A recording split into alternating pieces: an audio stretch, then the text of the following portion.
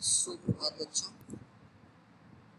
पिछले वीडियो में आपको कबीर का जीवन परिचय उसके बारे में बताया गया था। साथ ही आज आपको जीवन परिचय लिखने का जो प्रारूप है, फॉर्मेट है, वो भी वीडियो के माध्यम से भेज दिया जाएगा। तो आज हम कबीर के द्वारा लिखित आपके पाठ्यक्रम में संकलित 2 पद हैं, उनमें से पहले वाले पद की व्याख्या भाग की ओर चलते हैं। साथ ही साथ आपको इस व्याख्या को ध्यान से इसलिए भी सुनना है कि आपको कुछ भाव ग्रहण प्रश्न पूछे जाएंगे जिनका आपको उत्तर लिखना होगा। तो पहला पद है कबीर जी का, हम तो एक एक करी जाना। अर्थात कबीर कहते हैं कि संसार में सभी लोग एक समान हैं और उन सब लोगों का जो रचनाकार है वो भी एक ही है, ऐसी मेरी जानकारी है। यानी मेरी जानकारी के अनुसार इस संसार को बनाने वाला जो परमेश्वर है, परमात्मा है, वो एक है। दो ही कहें तीन ही को दो जग। दो जग जो शब्द है वो फारसी का है। फारसी में ये शब्द होता है दो जग, जिसका अर्थ होता है नर्क।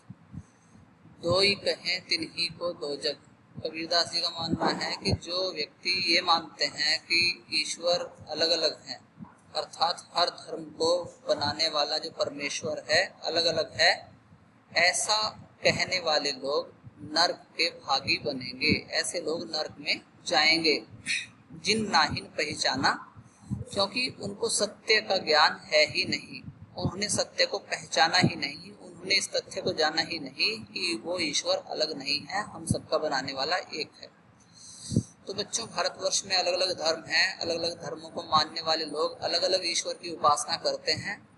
और जिसने मानवता के बीच ये दरार पैदा की है, उस व्यक्ति के लिए कबीर कहते हैं कि वो व्यक्ति जिसने मानवता के बीच में धर्म की दीवार खड़ी की है वो नरक का भागी बनेगा, क्योंकि उसने ईश्वर के सच्चे स्वरूप के बारे में लोगों को बताया या समझाया नहीं। फिर अपनी बात के समर्थन में कबीर कहते हैं कि मैं इससे बहुत सारे प्रमाण दे सकता हूँ जिसके आधार पर यह सिद्ध होता है कि हम सबका निर्माता रचनाकार एक ही है। तो पहला प्रमाण उन्होंने इस पंक्ति में दिया है, एक ही पवन एक ही पानी एक ही ज्योति समाना। सारे प्राणी एक ही प्राणवायु को ग्रहण करते हैं, एक ही प्रकार का पानी जीवन के लिए पीते हैं, और हम सब में एक ही ईश्वर की जो ज्योति है वो समाई हुई है। यानी जल, वायु और प्रकाश, जो जीवन की 3 महती आवश्यकताएं हैं, वो चाहे जिस धर्म का व्यक्ति हो, हर धर्म के व्यक्ति के लिए वो चीज एक समान होती है। अलग अलग तरह का पानी नहीं पीते, अलग अलग तरह की हम सांस नहीं लेते, प्राणवायु नहीं लेते। एक ही खाक गढ़े सब भांडे एक ही कोहरा साना। ईश्वर रचनाकार, निर्माता, क्रिएटर वो एक ही है। उसने एक ही प्रकार की खाक से, खाक अर्थात मिट्टी से, अलग अलग प्रकार के भांडे यानी बर्तन बनाए हैं।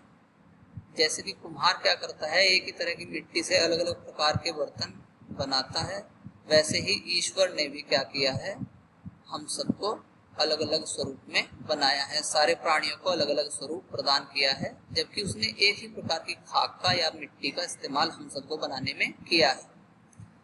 और वो क्या चीज होती है, वो होते हैं पंच महाभूत या 5 तत्व, जिनसे पूरी सृष्टि की रचना ईश्वर ने की है।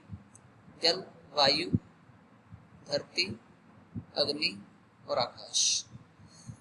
तो जैसे वाणी काष्ठ ही काटे अग्नि न काटे कोई। अब इस पंक्ति में ईश्वर सर्वव्यापी है, इस सत्य को स्थापित करने का प्रयास कबीर जी के द्वारा हुआ है। तो कबीर का मानना है कि ईश्वर सर्वव्यापी है, कण कण में ईश्वर का वास है।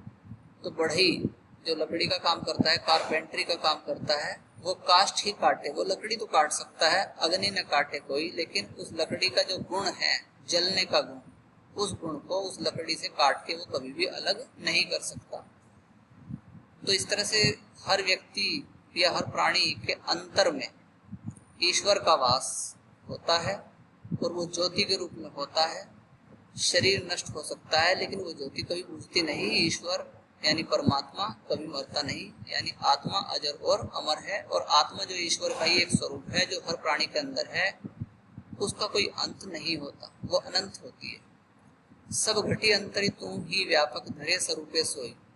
ईश्वर हर घट के अंदर है, हर प्राणी में ईश्वर का वास है।